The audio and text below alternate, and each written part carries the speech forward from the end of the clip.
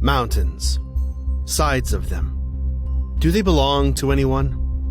In Sam Gribley's case, the answer is yes. Witness a 12-year-old boy surviving in the woods like he's Bear Grylls on steroids. Will anything stop him from living his dream of self-sufficiency in the woods, away from the crush of city living? Will he even have minor difficulties as he lives in the hardest way possible for humans to live? Probably not, because he has read books, and that makes him a superior being. This week, we're talking about My Side of the Mountain on ReLiterated, the podcast that won awards before we even came up with a name.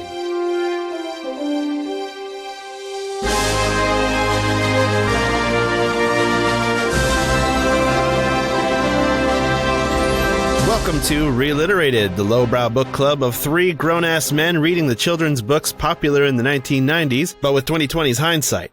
Fair warning, we use language too mature for kids, analysis too immature for literary scholars, and ignorance too profound to be inoffensive to everyone. You can interact with us and enjoy all kinds of bonus content by searching ReLiterated on Twitter, Instagram, Reddit, YouTube, and Facebook. Or you can ask us questions, suggest future episodes, or tell us what we've missed by sending us an email at reliterated@gmail.com. I'm Andy, and with me as always are... Harold. And Josh. And this week's episode is going to be about that styling, profiling, limousine riding, kiss stealing, wheeling, dealing son of a gun, the nature boy. Sam Gribley. Woo! We're doing My Side of the Mountain by Jean Craighead George, published in 1959. So, let's see. This is the second oldest book that we've done at this point, then. The first one being Charlotte's Web. Yep, this has been around for a while. This book got a Newbery honor, and then Ms. George did wind up getting a Newbery medal for a different book later on in her career. She wrote over 100 books. So, I mean, that's quite the writing career, especially considering it wasn't in the modern times here. But Jean Craighead George is very much a naturalist. Almost everything she wrote had something to do about animals, nature, surviving in nature, surviving with animals in nature, nature, animals. She did it all. Yeah. She even wrote 2 cookbooks using wild foods, so... Ooh, I can dig that. This, My Side of the Mountain, kind of felt like one of them. Yeah, absolutely. All the way through it, he was constantly coming up with recipes for people. Yeah, this seemed a lot like a journal, almost, more than a story, per se. There's definitely a story in there, but it's more like this is what I was doing at this time, and now I'm doing this, and it's more of a tale of what was going on rather than, you know, the typical story. Right. I liked in the preface how she explains that she, as a child, wanted to do exactly what Sam Gribley does in this story, but she didn't have the guts to do it. So this story is kind of her telling of what she thinks it would have been like had she actually run away and tried to become a person that was living survival style out in the woods. Did you guys read this when you were younger? I did. 5th grade. I remember clearly reading it in 5th grade. And I did really like it then. I liked it this time, too. It's a good book. It's just... I never read it. No? Were you in the same school with me in 5th grade, or did you move at that point? I was on to my second school at that point. Second or third school at that point. So no, I had been gone. All right, because I don't remember ever reading this one. Yeah, I was definitely in that age group. I think it was either 4th or 5th grade that I read it. And I literally grew up in the woods. Like, our house was in the woods. So my brother and I would actually go out and go camping overnight out in the woods just to, you know, try to be like Sam Gribley, try to live out on our own. Obviously, the house was, 300 yards away, but we were out in the woods camping and doing it all on our own. Obviously, you still had a bathroom to go to. Oh yeah, if we needed to, but we're dudes out in the woods. We can just be on. Now that I say that, I don't know if this book ever mentioned any use of like any detailing what he does with his waste. As good as Sam Gribley was at surviving, I just imagine that he's so perfect he doesn't have any waste. Yes, he utilizes everything. Anybody who can live as self-sufficiently as Sam Gribley just naturally produces no waste. Right. So. I mean, this kid was amazing in his ability to survive right off the bat, like especially immediately. Like 12 years old. Right. Yeah, leaves New York and he's read a bunch of books and he's able to do this. I'm sorry. I've watched enough Naked and Afraid and Alone to know that that's usually not how it works. Yeah, exactly. It is pure fantasy. Like, he doesn't need to go to the bathroom. There are no predators out there. He has no run-ins with bears or wolves or like cougars or whatever. Are those up in the Catskills though? I would imagine there's predatory animals in the Catskills. My thing is he didn't have any YouTube, and as we all know, if you don't have YouTube, you can't do shit anymore. Right. And that means that everybody prior to when YouTube existed was incapable of doing anything. They just had to sublimate that knowledge down from their ancestors via their genetics. Right.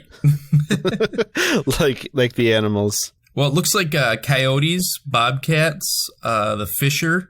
Black bears, snakes. Ooh, they Yep. have feral hogs up there too. Yeah, no snakes either. Copperhead, timber rattlesnake. That's what they have up there, apparently. Upstate New York. Yeah, and Sam runs into none of these deadly animals. Nope. Nor does he, trip, fall, twist his ankle, slice his hand open with a knife. I mean, I'm in my 30s, and I've recently accidentally cut my finger open with a knife in the last 5 years, Actually, I was trying to make a homemade bow when I did it. That's way better than mine. I cut myself because I was trying to separate 2 frozen beef patties so I could eat them. And I sliced my knuckle pretty good. So if you tried to run away from home and live out on your own, be self-sufficient, you would be doomed. Oh, we've discussed. I would not do well. I would not do well either. There are too many creature comforts that I have been grown up accustomed to. Dear Journal, I've been out here for 3 days. I opened my backpack and was remiss to see that my frozen beef patties are all bad. In fact, they aren't frozen at all anymore. Good times. So yeah, my side of the mountain, I had no idea what this book was going to be about. I heard that, it was a favorite of this or that friend from growing up or whatever.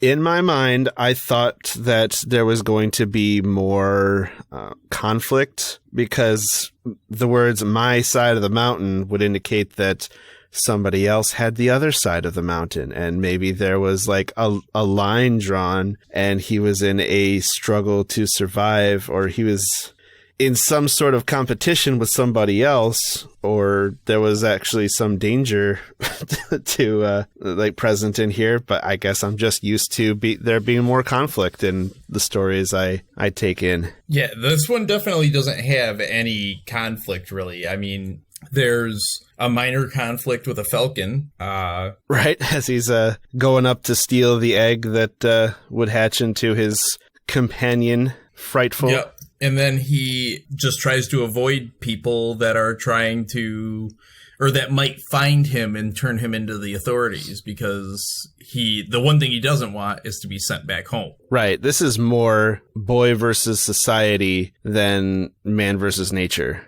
For sure. Yeah, because the nature almost, it nurtures him more so than it gives him any challenge. He got nurtured by nature. Yeah, because he was sick of being in this little apartment with all those people, which I get it. I would not want to be in an apartment with all those people either. What was it, 8 siblings? Yeah, something like 8 siblings, a mom and a dad. So, and I know how big a New York apartment is. I've seen them, so it can't be that big. And so, yeah, I could see wanting to leave, but it seems like his parents just let him go. Yeah. Yeah, you can do it. Go have fun. One less mouth to feed. Right. Well, they let him do it to the sense that he said he was going to run away, and his dad's like, bullshit, you know? Oh yeah, you'll be back tomorrow. Yep. Or he'll be back next week, and then next month, and right? then, yeah, you seriously did it. Which I don't know, like. If my son were to say, I'm running away, I'll be like, okay, yeah. And then I count to like 30 seconds after he gets out the door and expect him to come back. But if he doesn't come back, like within a minute or so, I'm like looking out the window, see if he's still around or. Right. Like, like, is he going to come back yet? Was I wrong? Was he actually going to try to do it? Oh shit. Maybe I should go chase him down. Like, I would not have faith in a 12-year-old boy to actually make it out there, to leave my sight and survive on his own. Is his parents crazy? That was the anxiety that I had all through the book. I was thinking, like, you know, if he falls and, like, hits his head, or if he gets caught somewhere, there's no one around to help him. If he breaks a leg, if he gets a large laceration, I mean... The reality is that at all times he is on the verge of possible death if everything wasn't just working out for him. Right. The only real needs that he worries about are hunger and temperature. Right. And getting caught. Yep. And even there, being found, yeah. Every item of food that he finds, he never screws it up. He never grabs the wrong mushroom. He never grabs the wrong... It makes me think of, have you ever read or seen the movie Into the Wild? I've heard of it. I've just not seen it. Okay, it's about a guy, an adult, who runs away from home, and he studied naturalist books, and he, you know, basically Sam Gribley, only in his 20s, okay? And he goes out and he does a lot of living out on the land, and throughout the story... It kind of tries to sell it as him being like, wow, he's really good at this. But if you pay attention, you can see that he just kind of gets lucky a bunch of times until he doesn't. And he's up in Alaska and he sees a plant up there and he thinks that this plant is a different plant and he eats a bunch of it. Well, it turns out that that plant basically poisoned him and it started like sapping his nutrients from him. So no matter what he ate, he couldn't gain more nutrients and he was having diarrhea and sick. And then he also had not considered that when he walked into the area where he was living, that he crossed a frozen river. But when he went to leave, it was running water and it was like 5 feet deep and rushing water. So he got stuck there. And he died, you know what I mean? Because that's more likely. It is so easy to fuck something up if you have no idea what you're doing. Yeah. I mean, this kid has read a bunch of stuff, but he's 12, and now he's got to recall it from memory and put it to practice. He does struggle a little bit with making a fire early on, so he can't cook the fish that he expertly knows how to make a fishing hook out of a little twig. Right. Already. That one always threw me. I was like, every time I've tried to make a little fish hook with a twig or something small like that, it never works. And I probably carved at least 30 of those things trying to get it to work. And every single time I fished with it, it would break. Like the fish would chomp it and done. Right. Sam is a 12-year-old whittling master. Yeah. Yeah, and I mean, that hook, the way it's designed, it doesn't seem like it would work. I would think you'd be better off to make a hook without trying to tie two pieces together. Like, find a nice piece of hardwood and actually whittle a hook without actually having to have it broken at one point. Because, I mean, just the fact that this picture, we could maybe put it up on the subreddit, but it shows two little tiny sticks and they're, like, tied together with string. Whereas if you just got a big enough branch, you could whittle out an actual hook and not have to have that weak point of the separate where that's tied together. Yeah, I don't know how that thing worked, but it worked very good. He caught like 4 fish like, right off the bat, too. Yeah. Fantasy fiction. I watch a lot of those shows. Nobody catches fish that fast. Nobody. Right. And this is with like bait that they have. Right. He just throws a hook in the water and they bite? Are you serious? Nah. I don't believe it. Now that shelter he makes that first night, though, or he doesn't actually finish a shelter the first night, but he makes a shelter at some point to get himself started, and it actually is a shelter I've seen made on one of those survival shows, and it was one of the warmer shelters that people made. So there's that. Mm-hmm. Just kind of a branchy lean-to. Yes. But it doesn't, it just, again, that doesn't make a lot of sense. Like him catching the fish, he says, oh, well, the thing is, people don't know where to fish. You got to fish in the deeper water where it's a little bit more still, blah, blah, blah. And it's like, yeah, so does every person that fishes more than, if you grab a fishing pole and just walk out in the water without knowing anything, sure. But most people that are going out to fish know the spots where it's most likely you're probably going to catch fish. And they still don't catch fish, not as quickly as this kid did. Right. I did think it was kind of clever that the first time he used like a grub as bait, and then he managed to catch one fish, and then from there he used fish organs as further bait. Oh, yeah, for sure. To catch more fish. So it's kind of a neat little life hack for survival. Hey, man, fish will eat just about anything you throw it in the water at them. Even their own kind. Says so in the book. Now, he does run into a couple people. He runs into a guy, and that's on the first night when he can't start the fire, right? He runs into the guy with the house, and that guy teaches him how to make a fire, how to actually get a fire started with flint and steel. Mm-hmm. And he tells him, he's like, see you later, come back tonight. The back door will be open when you want a roof over your head, and he never goes back there. But that guy totally lets a 12-year-old boy walk out into the woods, too. All these adults are just like, see you the fuck later, 12-year-old boy. I don't need to know your story. You say you're going to make it, I believe you. Yep. And a lot of the stuff he does, I mean, that's true. Like, he just decides to do something and he can do it. Yep. He's like Superman or Batman, where they suddenly gain a skill that they need for this this moment. Not even a training montage in between. Nope. He meets a librarian named Miss Turner, and she helps him locate where the Gribley farm is, where his grandfather's farm land is, because there is some land that is in his family, so he's not just going out to live on public land or anything. However, no one has lived there in so long that, anybody that goes hiking, they wouldn't know whether or not they're on someone's property. Yeah, and the house that used to be there is completely gone down to the foundation. Which I would think that foundation would have quite a few rocks, bricks, stuff like that he could have used. And they don't really mention him using a lot of that. He finds the place, but it's like, oh, it's disintegrated. It looks as though Thanos has snapped. And every piece of the building has blown off into the wind. He does search for iron pieces, though. Like he does find, but yeah, some stuff he needs. The iron he finds is an old axle from a car or a wagon or something. Like, it's not even like he finds iron re-rod somewhere or something, I mean, this book when I was a kid, and I know, Josh, you've talked about it. When I was a kid and I read this book, I definitely had...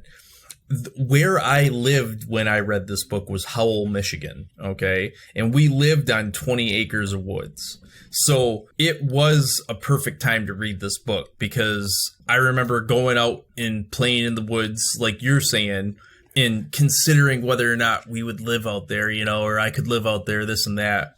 And it actually makes me think of, and this is why I have a hard time believing the Sam Gribley thing, because he went far away from home to live out in the woods with no access to everything that people have, right? One night we had some friends over, and there were like 4 or 5 of us, and we decided that we were going to go stay the night out in the woods behind my house, the 20 acres of woods.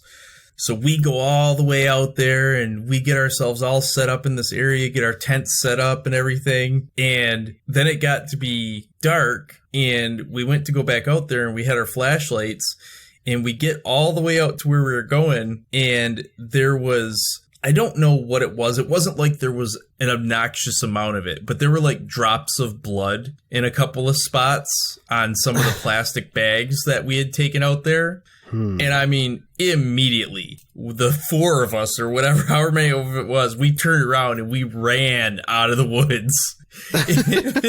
And we got all the way back and we were telling my stepdad about it, and he's like, whatever. So they went out there and they got our tents and everything and brought them back, and they said they didn't find anything like that. Well, I don't know. There were four of us and we all saw it. So, but yeah, that's the last time I ever went out in the woods like that night. And you were just about as old as Sam Gribley is. Yeah, 12, maybe. 13. Right. And yet here he is killing his food and skinning animals and using fish guts as bait. And it's dark at night in the woods. It's not it's not dark like walking around even in an open field. It's dark in the woods. It is pitch black. There is no moonlight because of the canopy. It's dark. Right. It feels oppressive. The darkness swallows you. It is insane. Right. Because even with your rods and cones, if it's pure black, that don't help you very much. No. And human beings are not top of the food chain when we're alone in the woods. You know? Oh, no. I do like the way they introduced each chapter in this book. Like this one is, in which I find many useful plants. So it's like he is writing a journal, and this part of the journal is in which I find many useful plants. And he kind of starts everything like that. But I mean, all through this is he's identifying plants from pictures or descriptions in books. And boom, 100% every time, nailing it. Just remember, he must have a photographic memory because he does not have those books with him. Nope, he doesn't. At least we're not led to believe he has them. He didn't bring much at all with him. I mean, you'd think if he had the books, he would have made at some point, because he's writing on birch bark. Mm-hmm. He does, after getting himself a little bit established, he does decide to hole up in a tree. And the idea he has is this tree is like 6 foot from one side to the other. And so what he wants to do is dig it out, and he starts to dig it out, and then he remembers an old way that Native Americans would clear out canoes. And they would start a fire, and that would burn some of the wood, and then they could chip the wood out easier because it would be ash or charcoal type at that point. Right, yeah. And so he uses this method to hollow out a tree that he can use as his home, which I always thought was one of the coolest things about this book is like he lives in a tree that he hollowed out like that. Right. It's got to be a pretty thick tree. What kind of tree do they say it was? I think it's an elmwood, isn't it? A hemlock, I believe. Hemlock tree. Yeah. A hemlock? Okay. Because he was scared that there wouldn't be any water around, but then he just happened to remember that hemlocks grow around springs, and what does he find? A spring. Boom, he's got a spring. And what lives in that spring? Every fish in the Catskills. Like, that's where they hang out. They don't go anywhere else. And apparently absolutely no bacteria. Because he doesn't talk about boiling it or purifying the water in any way. You can just drink it right from the spring. I saw a man named Puma decide to just drink water that was coming out of a mountain.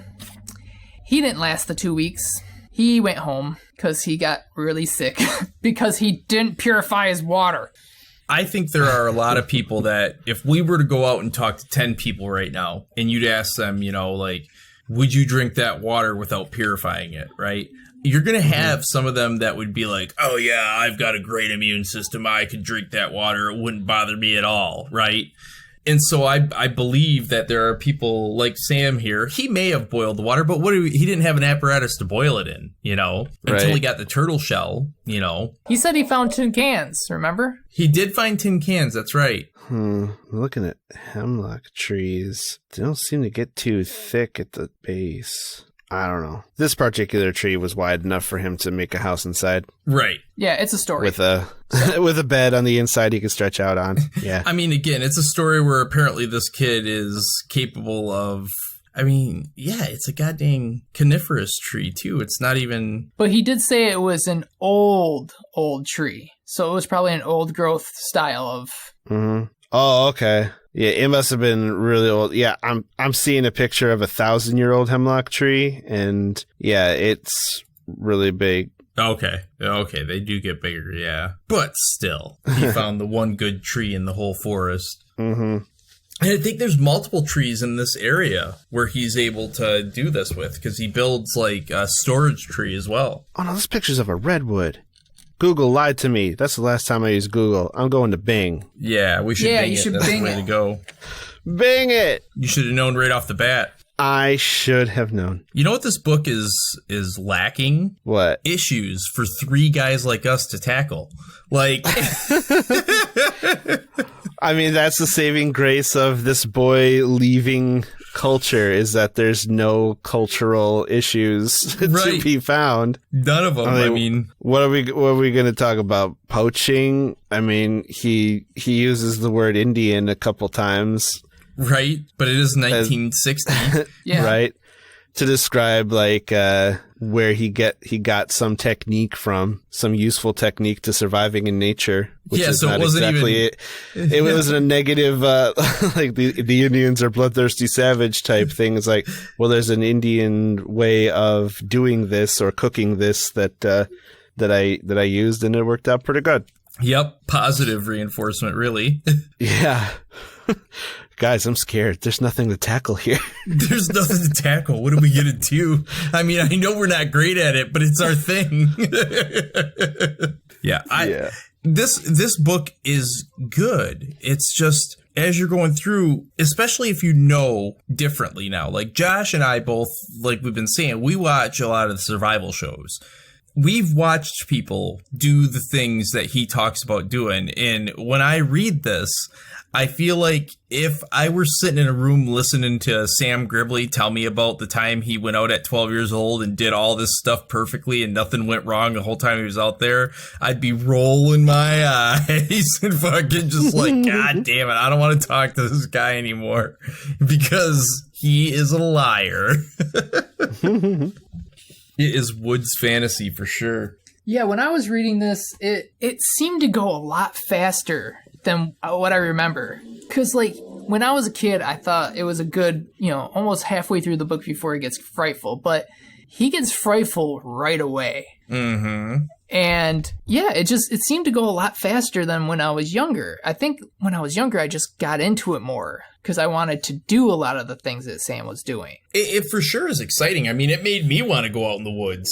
Reading it now, it's like, wow, that'd be cool to do that, But the funny thing about it is like we're talking here, every skill that he attempts, he gets it right almost immediately. Mm-hmm. And if he gets it wrong, there was no consequence to getting it wrong. He just moves on and does it again. And the second time he does it, he gets it right. Like he becomes a falconer based on books he read that he doesn't have with him to reference at any point, so it just... His first pair of pants that he sews for himself out of deer hide fit like a dream. Like he says he has never had a pair of pants that fit better than his first attempt at making pants out of deer leather. Yeah. And that's strange. But at the same time, I wouldn't have known that you have to chew and beat the tar out of these things to make them soft. Because once we get them, they're already, manufactured and things like that. So the leather or whatever you want to call it is he knows soft. the process of tanning leather. Yeah.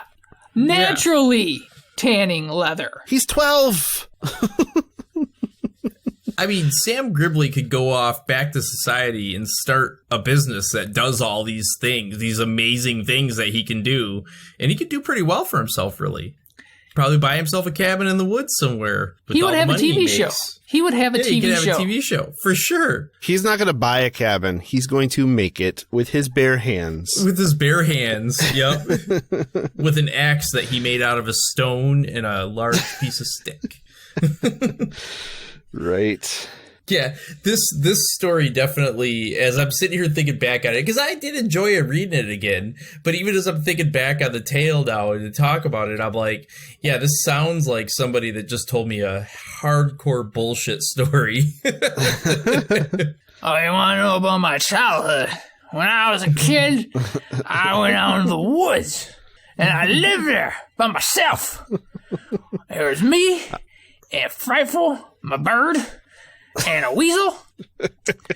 And, oh man, this one time, I had a party for all my woodland friends. And once you know, they come and they just wreck the place. They made it their own, and then I had to clean up all the next day. Oh, it was terrible. That's right. He had a Halloween party for all the animals around. Yep. Because this book, it doesn't matter what part we're talking about, because this book is just, again, it's just a series of things that happen to him. So. Right. And they're all based around the same thing. And honestly, from the beginning of the book to the end of the book, it's not really like there's a huge shift in his skill level. The one thing that his skills don't provide right off the bat are starting a fire. And once he figures out how to start a fire, he's golden for the rest of it. Yeah, he could have taken matches with him for the first night and zero conflict. Zero. Right. He wouldn't even have to go meet the old man. Even in getting Frightful, like, he had to crawl out on a ledge, and it's like, that was fucking dangerous. And, he could have fallen off the side, and then the mother charged at him twice, and he ended up getting Frightful and getting away, and he didn't slip, he didn't fall, he didn't have to pull himself up. It wasn't as harrowing an experience as it could have been.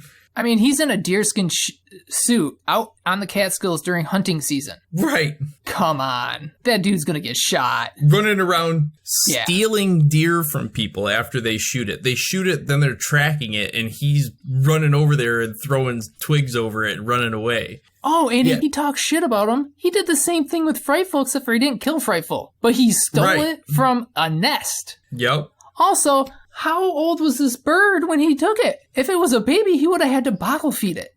I mean, I believe it was old enough that the mother was bringing food back to it. Well, then Sam would have had to chew up the worms and put it into Frightful's mouth. It wasn't worms. I mean, he feeds it meat right off the bat. Oh, yeah. But still, I think he would have had to chew it and then spit it into Frightful's mouth. Maybe. Because according to the pictures, this bird still has this, like, fuzz on it. Right, yeah. It's a tiny little thing that would have needed its food chewed up and regurgitated in. When I woke, my eyes opened on 2 gray eyes and a white Strubley head. Small pin feathers were sticking out of the Strubley down, like feathers in an Indian quiver. There it is.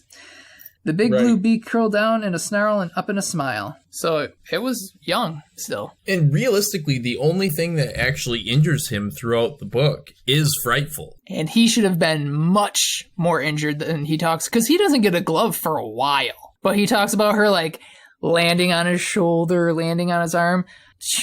Talons are sharp as razors. Because, again, I was into this book, so I learned about peregrine falcons, and that was one thing I remember, is they have some of the sharpest claws of any raptor. So yeah, and even like when he's got people after him and stuff, he ends up finding and meeting a couple of people as well during this. The first person he meets is Bando, and that is because, well, it's not the first person he meets, it's the first person he actually shows his living situation to, because he does run into an old lady that thinks that he's just playing in the woods, and she makes him walk her back to town, and then he kind of like pick all the strawberries. Pick all the strawberries. Yeah, because I'm a lazy old woman. Yep. And he's like, I was gonna eat those strawberries. Damn it, that's my food supply. Like, he needs it. Yeah, go catch a fish. You don't take strawberries from the nature boy. And then, but he meets someone named Bando, and he calls him Bando because he hears a police siren coming through the woods, and he's freaking out at first, and then he walks through and he ends up finding a guy laying there, and he assumes this guy was running away from the cops. Like a bandit. So he calls him Bando for short. But it turns out he's just a guy that got lost in the woods. Yeah. But he also happens to be an English professor, and Sam loves to read. The only reason he really goes back to town is to go to the library, it seems. And so Bando names him, says, "Can I call you Thoreau?" Because Thoreau is very famous for writing nature things. So Walton's Pond, that was his famous one. Yep, a naturalist, poet, author, whatever. Well, and then Bando immediately knows how to make whistles out of wood. I think he just knew how to do that. I don't think he just instantly knew. I think he's known for a while. He's an adult. Yeah. He's carried that process with him for a while. I'm Bando. I'm a wood whistler. I'm pretty forgiving of an adult knowing a skill than a 12-year-old figuring shit out right away. I'm with you, but it's just kind of lucky that he ran into the guy that knows how to make wood whistles in the middle of the woods when he has no entertainment. Mm-hmm. Mm-hmm. But Bando ends up staying with him for a little while, and he helps him with some work around the place, and then tells him that he's going to come back around Christmas. And he actually does. He does. He ends up coming back at Christmas. He comes back at Christmas, and his dad shows up at Christmas, which I thought was really interesting. And it's not even to take him home. Nope, just to be like, wow. He's not worried. Wow, you've really done really good for yourself, son. I'm impressed. You know what's nice about you living out here? I'm not feeding you. All right. I got 8 other assholes I gotta feed. Yeah, because I can't stop fucking your mom. I wish they would run away from home. Yeah. In fact, I'm gonna stay here for a week too, so I can get a break from them. Let your mom stay home and deal with the 8 kids by herself. And think that possibly her son and her husband have now died in the woods. Right. At Christmas. At Christmas. At Christmas time, yes. Merry Christmas. Yeah, I told your mom that if I don't come back, it's because I found you and I'm staying with you for a while. Definitely not because I'm dead on the side of a mountain being eaten by a cougar. Another person that tries to find him is a park ranger. He actually hangs out at his enclosure for a while, but Sam's just stays away. He's like, I'm not going to go there. Yep. I don't want to go back. So it does start catching on. People are talking about this wild boy that lives in the woods and saying that they've got all kinds of stories about him, how he's dressed, where he is. And Bando keeps bringing him clippings whenever he shows back up. Apparently the old lady leaked him to the press. At one point, he's talking about one of his recipes, and he talks about pennyroyal. He says that I dried great bunches of this and hung them from the roof of the tree room together with the leaves of a winterberry. All these fragrant plants I also used in cooking to give a new taste to some not so good foods. So I was like, pennyroyal? I wonder if that's a thing. So I looked up pennyroyal. It's a traditional folk remedy and culinary herb, but is toxic to the liver and has caused some deaths. Huh. So, if he was drinking whole heaps of it, he probably would have died. You're right. And some of the names of the stuff, the ingredients in his food or whatever, it sounds made up. Like I'd never heard of any of these before, and I'm sure they all exist. Whatever, but the fact that he has an encyclopedic knowledge of all of the flora and on his side of the mountain. Yeah, he's 12. I mean, I know that things were a little 12? Bit different. Yeah, he's 12 and 13. Mm-hmm. He's 13 by the end of the book. I understand that things were different back then, but he's 12. You know, I mean, like... You see what happens when you grow up without video games, son? Yeah. You have an encyclopedic knowledge of how to live in the woods. You have more space in your brain for important knowledge, like how much pennyroyal to eat. Right. Before it's poison. What is it that he makes the salt with? It's hickory salt. Yeah. Yeah. He knows how to make hickory salt. He's just a little bit amazing, everything that he's able to do out here. And I mean, he lives there for the whole winter. He stays the winter, which is no small feat. I mean, it's lucky that it's not lucky, but it's because he has a house that he's built and he has a way to keep it warm. You know, he has a fire and he has a little fireplace that he built. He used some clay to build a fireplace and he's able to put a chimney on it and get the smoke to go out. He almost carbon monoxide poisons him in Frightful. Yep, that is one thing that he almost does wrong. Is he almost kills them by suffocation. That's probably the closest to death that he ever gets. Yep, in this book. But he didn't feel death anything. by It was carbon just monoxide frightful. poisoning. Yeah. He noticed Frightful was acting funny, and I guess like he was probably getting a little sleepy or whatever, but it was definitely affecting Frightful. Mm-hmm. But I think like he said, it was because the fire was eating the oxygen in the room or something, and not because of the carbon monoxide poisoning. Well, that's usually what it is. It's both, oxygen yeah, is taken by the the fire. oxygen's converted to carbon dioxide by the fire, yeah. And then he does have a little issue in the winter where he's not getting vitamins from vegetables, and so he starts like loving liver and the organ meat of animals. He knows enough about like vitamin C and where it can be found and what symptoms he'd be experiencing if he had a lack of vitamin C. Well, he would get scurvy. Well, so here's the thing with that. It's from a show, of course, but I watched a show called I Shouldn't Be Alive, right? And this one particular episode, this guy had been on a boat that sank, and he was in like an inflatable raft, okay? Mm-hmm. And after a week or something of being out there, he had a big jug of water, and he was taking it easy on the water, and that was keeping him alive, but he hadn't had any food. And finally, he had this point where this school of fish was swimming up towards the surface, and his boat just happened towards it, and he was able to actually reach in and just grab a fish. And he pulls the fish out, and without even thinking, he sucked its eyes out of the socket, and then he like tore it open, and he grabbed its liver, and he started eating its liver, and he said he had never eaten that part of the fish in his life. He wasn't even thinking. He was just grabbing those parts. And he said that when he was finished with that fish, with just those parts of that fish, he tossed it down. He reached in and grabbed another one, and he did the same thing again. And he was like, they were the tastiest things I've ever eaten in my life. And before that, I had never eaten them before. And it turns out that there is a point where our bodies will know what we need, and they'll be like, let's skip that fucking shit. You want the nutrients in here, you know? I think he even kind of mentioned it in the book that he remarked of how remarkable it was that the body knows what it wants. Yeah. And that he gravitated towards the livers. Is that why I gravitate towards pizza and tacos? Well, you're not starving. The stomach knows what it wants. I just know I want tacos a lot of times. Out in the woods, just like, man, I need to find a taco tree. Ooh, I hope it has a carnitas tree. Delicious.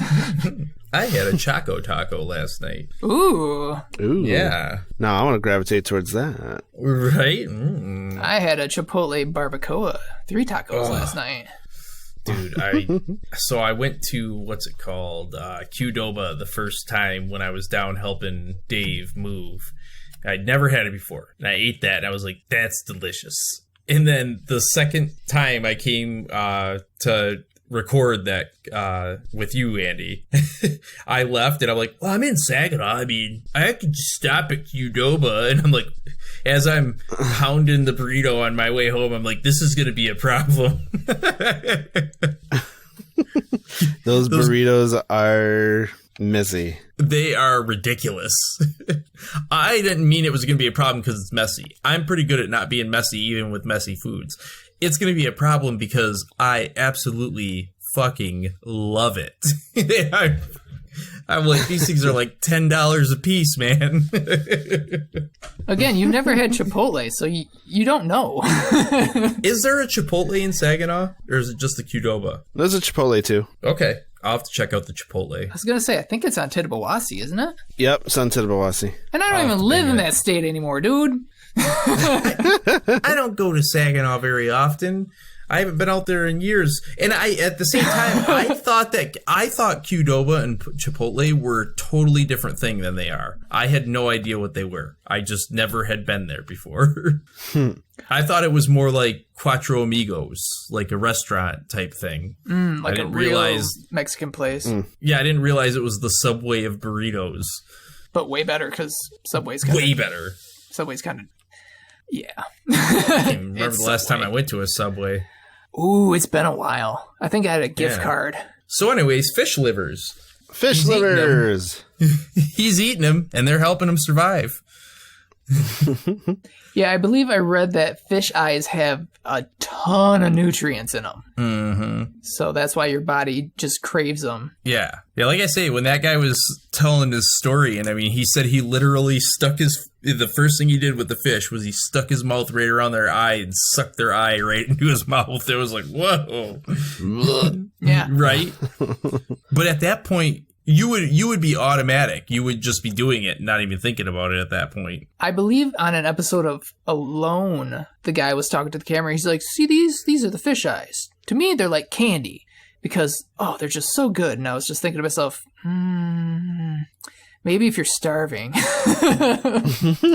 I'm pretty sure it's if you're starving. Yeah, because they don't look very candy. If it was that or death.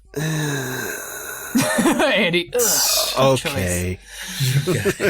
You guys are too much for me, man. At this point, we're doing it to irritate you. I think the reason that I like so many foods is because, again, I am just for the first time in my life actually putting on some weight. But for my whole life, I could eat and eat and eat and eat and not gain weight. And I feel like it's because I was always on the verge of starving, no matter how much I ate, that I eat so many different foods. Because I'm like, I need these nutrients for some reason. It has to be something like that. I don't know, because like when I look at your palettes versus my palette, I'm like, and my palette versus Shiloh's palette, the kids' palette, the only person who comes close to me is my dad and my grandpa. They've got the heavy palette. He does, as he's going through here, he makes it through winter. Winter's kind of boring. Not a lot happens. He almost dies because he doesn't have enough nutrients, but then he starts eating livers and eyes, and then he basically just kind of waits for winter to end, and once it does, he starts finding his plants that he needs. I did like the descriptions of the winter because it did remind me of being home, and after an ice storm you could go outside and you could just hear dead branches falling, and it's a cool sound, and and trees were blowing up because of the ice. That's a thing that happens. It's cool. I want to look up video of that. I don't know if I've ever seen it around here in like the Bay City area, but I know when I lived down in Howell, and I'm sure you saw it out in Huron County, Josh, when that would actually happen, where the trees and everything would be covered in like an inch thick sheet of ice, and everything was weighed down. Yeah, it looks cool. It's so cool looking. It's wild. I know we obviously didn't go to school one day. I clearly remember leaving the house to go to school one day, and my mom's like, school, they haven't called it off. And we start walking down the road, and the road was a skating rink. Like, it was solid ice. And we're looking at the trees, and yeah, it's just like an inch thick ice on all the branches. Everything was ice. It was wild. I've never seen it before that time. And I saw it a couple times while I was down there, but again, I cannot remember if I've ever seen it here in the Bay City area. Apparently, very cold weather explodes trees because it freezes the sap, which contains water, and expands the tree itself.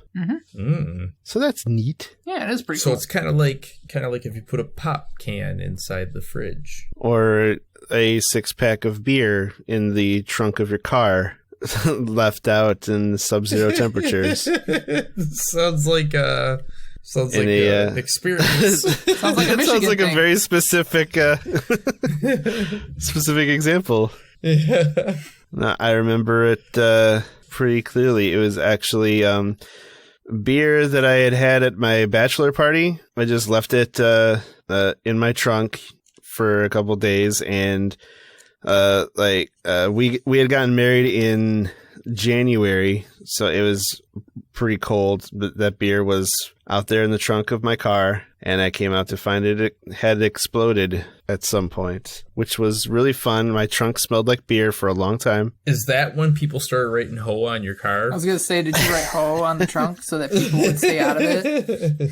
No, I mean, that was at the beginning of my marriage, and the hoe was close to the end of my marriage, so, though I think unrelated, because I weren't no hoe. For sure. What's that from? Is that a reference? That's 40-Year-Old Virgin. Yeah, okay. She was a hoe. For sure. I haven't seen that all the way through. It's okay. Again, I'm not a huge fan of him. So, in large doses. In my side of the mountain, back to the reason we're here. Yeah, back to the book again. I think we can start just kind of moving towards the end of it here. He decides to survive the winter, and he does. The end. Yep. Well, near the end of winter, when it's still pretty cold out, he's walking around one day and he finds a guy walking through the woods, and the guy's freezing cold, and he walks up and the kid starts asking him if he's seen this wild boy, and he's like, no. Oh yeah, no, he lives in a cave over there, this and that, yada yada. He wears a coonskin hat and all this, and he roasts the guy a rabbit that Frightful catches, and the guy eats it, and when they're getting ready, he walks him back to town, and just as the guy goes to leave, he says, so let me get this straight. The wild boy does live in the woods. He has not given the location where he lives, but he wears a smart deerskin suit. And he describes Sam Gribley because he's like, clearly you're the fucking wild boy, dude. Like, come on, I didn't buy any of that shit. I didn't buy a single thing you said. So you're a terrible liar, Sam Gribley. You're wearing deerskin. Yeah, literally. Nobody else.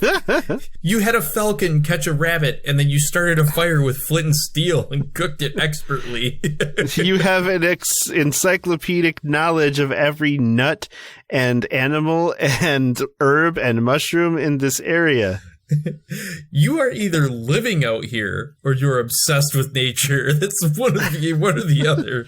So basically the guy says that he's going to write this story, and Sam doesn't want him to, but he says if he writes it a certain way, it'll be all right. And the guy agrees to it, but he wants to come back and stay for a while soon after. And he's like, okay, yeah, that's fine. And he lets him. And, Sam goes through this whole process of finishing things up, and he's made it a whole year. He lived right through the winter. And then, he starts hearing someone yelling for him one day, and he isn't sure who it is, and he goes down and he realizes it's his dad, and his dad has brought his brothers and sisters and his mom, and they are gonna build a house out in the woods and live up there with him. Because they made mention earlier in the book how the Gribleys are sea people. They go to the sea. They're not for the land, and he's like, no, I want to prove them wrong. I want to go out and show them that I can do it. And his mom is like, your dad and his family might be the sea, but we like the land. So that's where he gets his love for the woods and the land is from his mom, not his dad. Yep. He says he's kind of upset about the fact that they're there, and he doesn't want them there necessarily. And his mom basically says, well, you know what? You can't do anything about it. This is how it is till you're 18, because I'm here to take care of you, and that's it. So we're living in the woods now. I'm trying to do it on my own. Don't help me. Now, this is a book that does have a sequel called On the Far Side of the Mountain. And it's something to consider for our sequel series that we eventually do. But let me say that I read they give you a little snippet, sample. Yeah, they give you a little sample of it. And I did not like the sample of it. It starts out with his family had gone back to live in New York City, except for his sister. So that whole, that's how it is till you're 18, which is literally the last line of the book. Like, did she forget about the last line of her book? The first line of the next book. Never mind, yeah. So the conflict, there is conflict right away. A DNR officer, or a conservationist officer, comes and he is going to take Frightful away because she's an endangered peregrine falcon, and he is keeping her illegally. And he, by the end of that little sample that they give you, he has taken Frightful, and he's gone, and Frightful's gone, and now Sam is left with what the fuck, That's more the kind of story I'm used to. Right. Some kind of conflict. Mm-hmm. Yeah, I wonder if it continues that way or if it goes back into the journal-esque style of writing. I guess we'll have to check it first. And then the trees grabbed the conservation officer by the neck and choked him to death. And Frightful flew back to me. Because the nature nurtures me. I realized I was going to have to kill the conservation officer. I knew from reading books that if I put enough pressure on the carotid artery and held it there for blah, blah, blah. I took 3 sticks and I whittled them hollow. I made a gun, a wooden bullet out of an acorn. I do want to try acorn pancakes. I just want to see what they taste like. Yeah, it sounds interesting. It did sound kind of interesting with the jam that he had made. Yeah. Yeah, because all the different foods he talks about are cool. I mean, I would try most of what he made, including the turtle soup. I'm game for trying like the wild potatoes and like with the wild garlic. I think that would probably taste super good with rabbit. Oh, that would taste really good actually. What about the tubers, like from what are they called? Cattails. I would try them. I think it's funny that in Red Dead Redemption, when you eat the cattail, you eat the end that explodes, and so you throw it up. But it turns out it's actually edible. Yeah, one side of it is actually edible. Apparently, they never read My Side of the Mountain. Apparently not. I mean, you can handle it if you're Sam Nature Boy Gribley. Woo! Right. I did know that dandelion leaves are edible. That's because they're salads. You can actually buy them now at premium. Fucking dandelions grow in everyone's yard hardcore every year, but you can go to the store and buy them for twice as much as lettuce. They're also a diuretic. So if you need to pee, have some dandelions. That'll make you pee. Ooh. People pee? Not on my side of the mountain. Not my side of the mountain. So yeah, I went over... I looked real quick to see what kinds of conflicts he actually ran into. So I saw that he was scared more than actually got hurt, but he got sprayed by a skunk. Oh, that's right. Yep. The Baron messed with him a bunch, so he'd fall over. He would get stuck in snow. He got stuck in a blizzard and had to hide out under a ledge for a while, and then dig through about a foot of snow to get out. And some birds would pester him. That's about it. He was kind of worried at one point that he'd get seen by a hunter and mistaken for a deer or something. That probably would have happened. He probably would have got shot in real life. Mm-hmm. For sure. Especially as he was stealing their kills. Yeah. Yeah, that part right there would have gotten him. That was how he got his deer. He didn't really trap them or kill them himself. He waited for a poacher to come along and kill a deer, then he'd hide the body and... He got one with a deadfall. Wait it out. But he got one with a deadfall trap? Just one. Because they heard that scream, and he was excited because he wanted to go see it, but it was dark, so they had to wait. Yeah, I think the other deer that he got were... he stole all the other ones. Stolen kills. Kill stealer. I mean, the first one was poached, so I get it, but come on, man. During hunting season? Yeah, during hunting season, that was kind of bullshit. Should have just got some more fish. You didn't need it. Well, he was trying to make his wardrobe. Winter is coming. He did need those clothes. I mean, it is what it is. But at the same time, yeah. And his falconing glove and Jesse's and leash.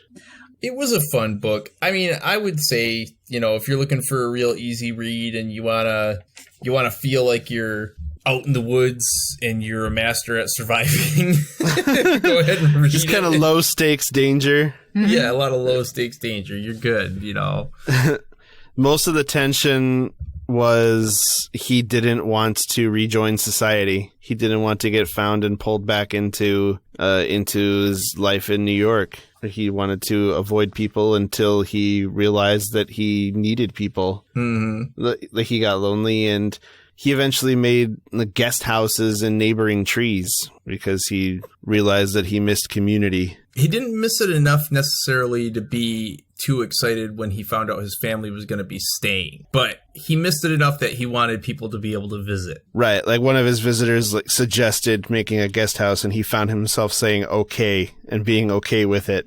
Yeah, right off the bat. Yeah, and then started making guest houses. And then his family came in, and he didn't have a choice. I find it kind of funny because on the last page, his dad mentions about how his mom didn't like what the paper was saying about her.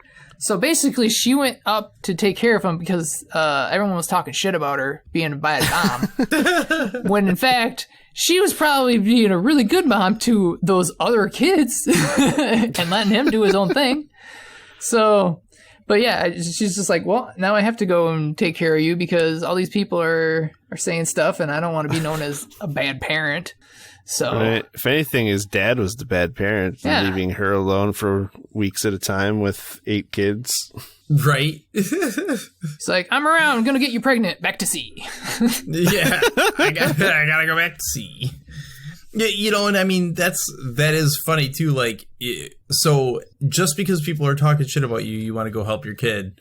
But all this time when he's been gone, you weren't like, we need to find him. I know he went up to the Gribley farm. We could tell the police that he's up there. They could search the woods for him. We will force him back home. Nope. He wasn't communicating with his family to let them know that he was okay. Right.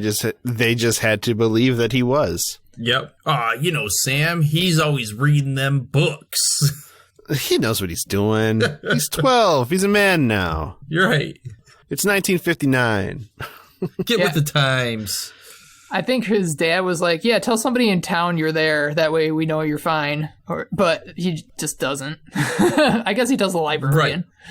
Yeah, Miss Turner knows he's up there, but even she doesn't see him for months at a time. Right. I think he went to a store once and had a talk with another kid his age wearing a leather jacket. Oh, yeah, that's right. He did, and that kid ended up, that kid actually hung out with him in the woods between the reporter that talked to him and his parents coming. Yeah, they just did kid stuff. Like, yeah, they started just doing kid stuff. I think that's when Sam actually started feeling the lack of camaraderie, I guess would be the best word, because... yeah, when Bando was there, it was cool, but he's an adult. And when your dad's there, you know, that's family. But this is a guy his own age. And he's like, hey, I'm doing this. Check out my cool jacket and all this. You know, I'm doing all these things. What are you doing? Oh, you're living in the woods. Cool. Interesting. All right, cool. I'm going to go drive my car. Right. Yeah, no, I'd be interested to see if she actually leaves him living in the woods on far side of the mountain. Then again, though, I mean, like, after this one, I'm afraid to pick that one up to read it because, I mean, overall, there isn't a lot to talk about in this book. With all these other books that we've been reading, now the Goosebumps, it was fun because it was scary. It was a scary book and it had this great stuff happening. But those so many of these other books have been like, wow, there's so much going on. And can you believe they were talking like this? And can you think about this? And we were like, wow, man, we don't know that. Holy shit, what are we getting ourselves into? But the truth of the matter is, we thought it was filler. You know? Turns out it wasn't. Because this book was good to read, but there's not a lot to talk about with it. Mm-hmm. Of all the survival tales that are out there, this one is pretty low on the difficulty scale. Mm-hmm. Now, I know I believe we have Hatchet on our list, and that is definitely much more a survival tale from what I remember. Like, a plane crash lands in the Arctic, basically, and he has to survive. So I'd be interested in that. That sounds good. We also have Lord of the Flies on our list. Oh, yeah. Yeah, Lord of the Flies. I know that one has some conflict in it. What? Oh, yeah. Lord of the Flies? Nah. Piggy. I guess. I mean, do we have anything else to talk about with this book, guys? As far as I'm concerned, I still enjoyed reading it. It makes me want to go camping, and try to do some of these things. I'm actually interested in, like, trying to learn about some of these different wild tubers, and just the interest is back for me wanting to learn about nature and things like that. And this book, it inspired me when I was younger, and it inspired me now because, again, this summer I want to go camping. I don't know how realistic that's going to be, but I would love to do that. Just based on reading this, I'm just like, man, I love getting out in nature. And again, I did just move. I moved from Sacramento to Chico, which is a lot smaller area, and Chico actually has 2 giant parks. There's Upper Bidwell and Lower Bidwell. and they're perfect for hiking. So I'm excited because I'm going to be doing a lot more hiking as well, and that's out in nature. So even if I'm not living out there, I'm going to be getting out there more. So maybe I can learn about some California tubers and see if I can find anything. You're going to gather some nuts and berries? We do have acorns around here. Make a paste and mix some pancakes. Well, I cheated and I binged it, and yeah, you can just buy acorn flour, so I might just buy acorn flour. There you go. Flour. Find wild marshmallows, make s'mores. Yes, some wild marshmallows. Maybe some naturally occurring chocolate bars. You just scrape the chocolate bark off. The chocolate bark off the hemlock tree.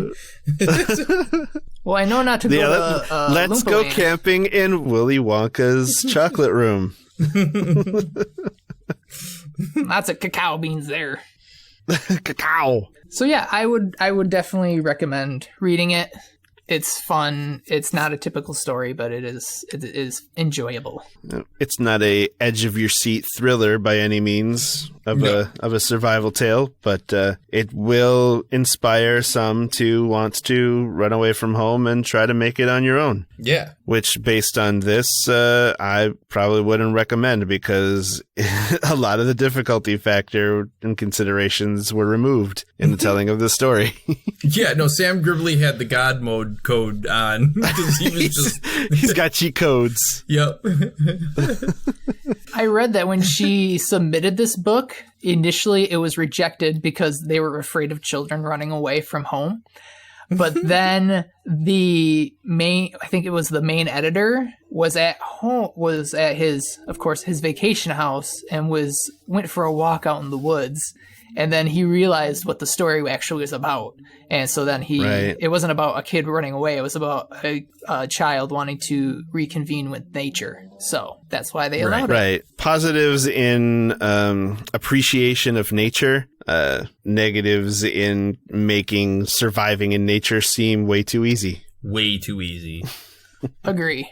Which is probably why a bunch of kids thought that they could do it as a result of this book. Right. Because I did. Sam Nature Boy Gribley made it look easy. Yep. So I'm actually excited about talking about what we have coming up next, guys. I decided to take on the role of narrator for the next Choose Your Own Adventure book.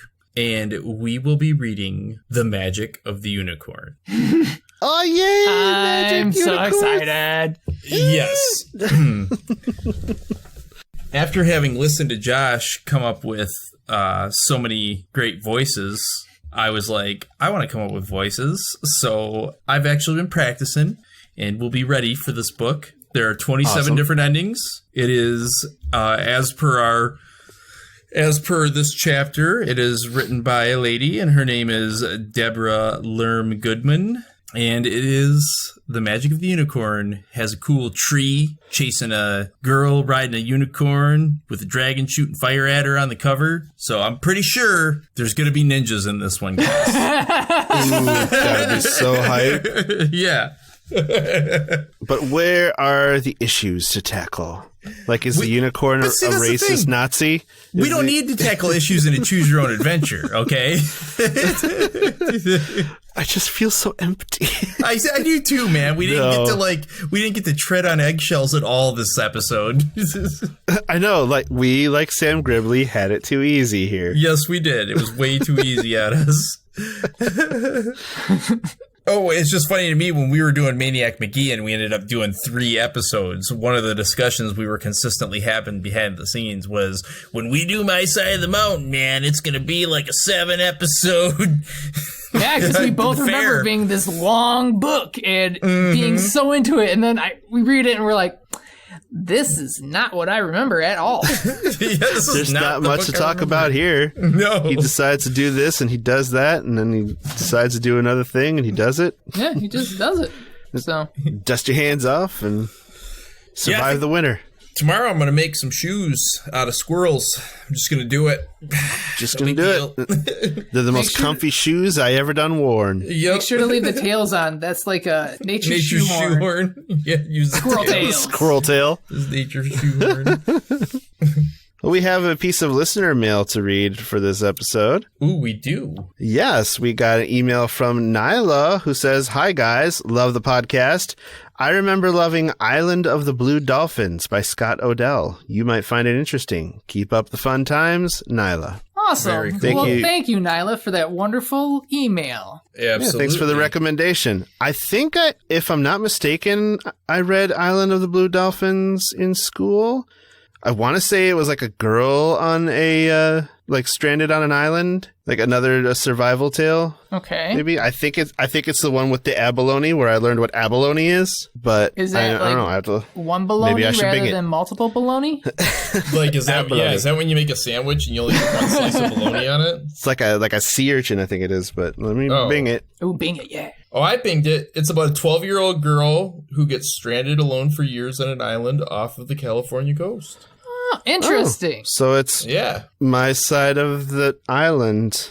I'd be willing to check it out. Well, we have that. We have Hatchet. Are there any other crazy kid survival stories? Man. Because we could do a chapter on that. We could have saved my side of the mountain for a whole chapter of the podcast on survival tales. We got Hatchet. We got Island of the Blue Dolphins. We've got Lord of the Flies. Oh, yeah, Lord of the Flies. Yeah. We can totally do a survival chapter. I think I'd be kind of burned out by survival, to be honest. And they would all probably start running together in my brain. Yeah, maybe we'll just we'll sparse them out. So we're not going to do a segment or a section on survival. But Island of the Blue Dolphins is definitely a strong candidate for one that we will address soon. So yes, thanks for the suggestion, Nyla. And everyone else, do the same. Send us your suggestions. That way we can have a listener request month. Oh, yeah. Listener request would be a good chapter as well. We got a bunch of listener requests. Yeah, we're looking for current themes to apply to our chapters in the future. And we've got ideas for what our next chapter is going to be. But if we get enough suggestions, we could do a fan favorites chapter. Yep, because based on suggestions. This chapter is actually going to be coming to a close after the Choose Your Own Adventure next week. We will have our reiterated episode and look back at everything that we went over for this chapter, and then we'll be moving on to the next one. Yep, we're in our chapter on female authors now, and we will discuss that in our talk episode, and we'll move on after that. Yep. So, send us your suggestions. You can send those to reliterated@gmail.com. Also, send us your undying love, your praise, your compliments, because we are susceptible to flattery. Absolutely. Basically, ReLiterated on just about any social media is going to get a hold of us because we were so cool. We're the only people that ever came up with that name. It's true. We'll even have a website at some point. I already have the domain saved. We own the domain. We are staking our claim. Yep.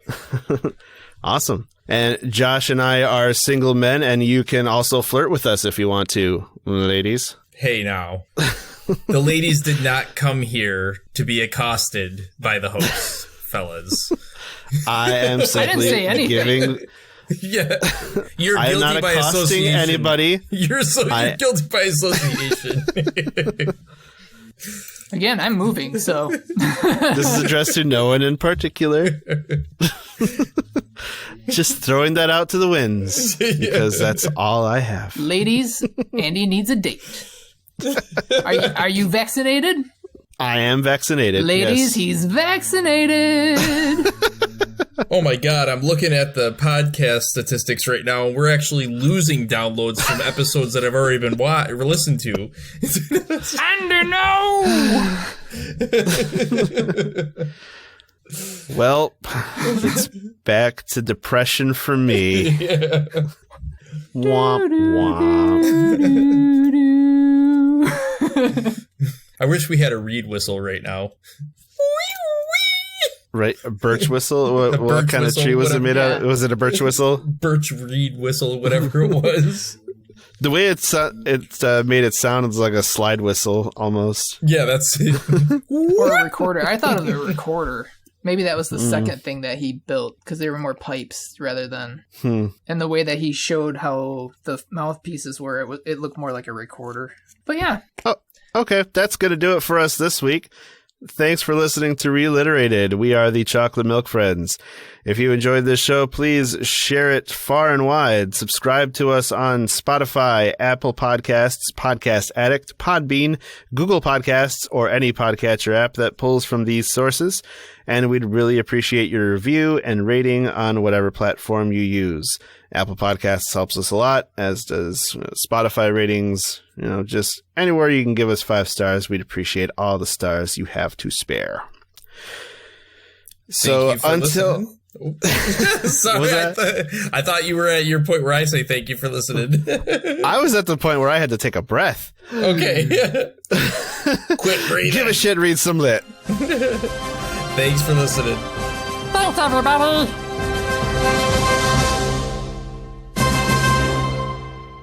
Harold, you took Josh's thanks. I think he didn't know what to do. I say thank you. Well, come up with your own thing, dick.